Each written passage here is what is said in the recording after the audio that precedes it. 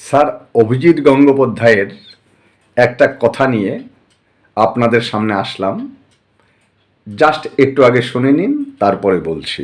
কেন্দ্রীয় সরকারের অ্যাকশন দেখে আমার মনে হয়েছে যে কেন্দ্রীয় সরকার পশ্চিমবঙ্গের এই যে পরিস্থিতি তাকে বদল করতে চায় না। কেন্দ্রীয় সরকার যদি সেই পরিস্থিতি বদল করতে না চায় তাহলে সে বদল হবে না। আমার উদ্দেশ্য ছিল মমতা ব্যানার্জিকে এখান থেকে সরিয়ে দেওয়ার সব রকমের ব্যবস্থা করা হবে। সে উদ্দেশ্যের ধারে কাছে আজ পর্যন্ত আমি গিয়ে উঠতে পারিনি এবং তার দায় মূলত কেন্দ্রীয় সরকারের। কেন্দ্রীয় সরকার এই জন্য কিচ্ছু করেনি।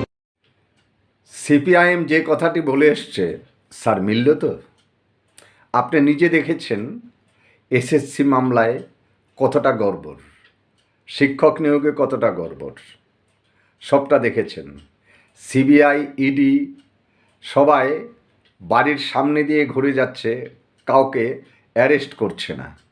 আপনার কথা মতো ধেরে ইঁদুরটাকে ধরছে না, হাটে হাড়ি ভাঙছে না।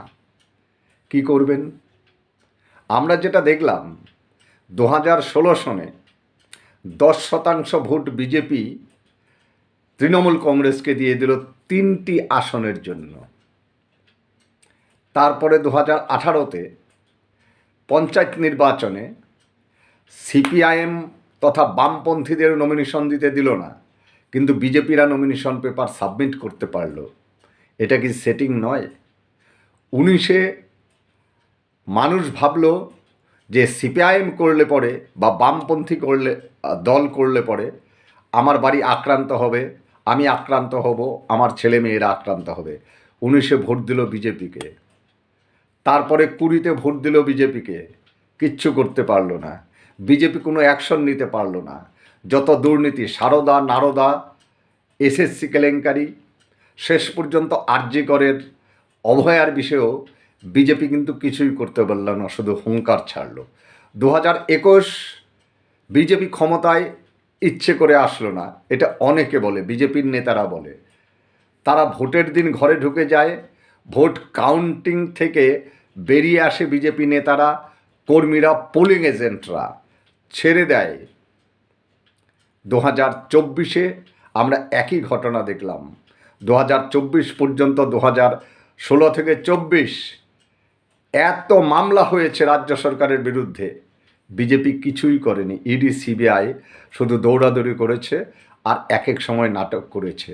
যদি বিজেপির সদিচ্ছা থাকতো, এই সরকারের যে সমস্ত নেতা মন্ত্রীরা আছে তাদেরকে ধরে জিজ্ঞাসাবাদ করে, ঠিক আপনার কথায় যেটা ধেরে ইঁদুর কান ধরে টানাটানি পারছে কিন্তু মাথাটাকে কিছুতেই আর খুঁজে পাচ্ছে না, একসময় আপনি বলছিলেন।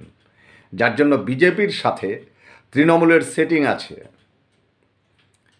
নাগপুর থেকে যা বলবে বিজেপি তাই শুনবে, তৃণমূল তাই শুনবে। কোম্পানি একটা, কারখানা একটা, প্রোডাক্ট আলাদা, দুটো দোকানে বিক্রি হচ্ছে, একটা বিজেপি একটা তৃণমূল।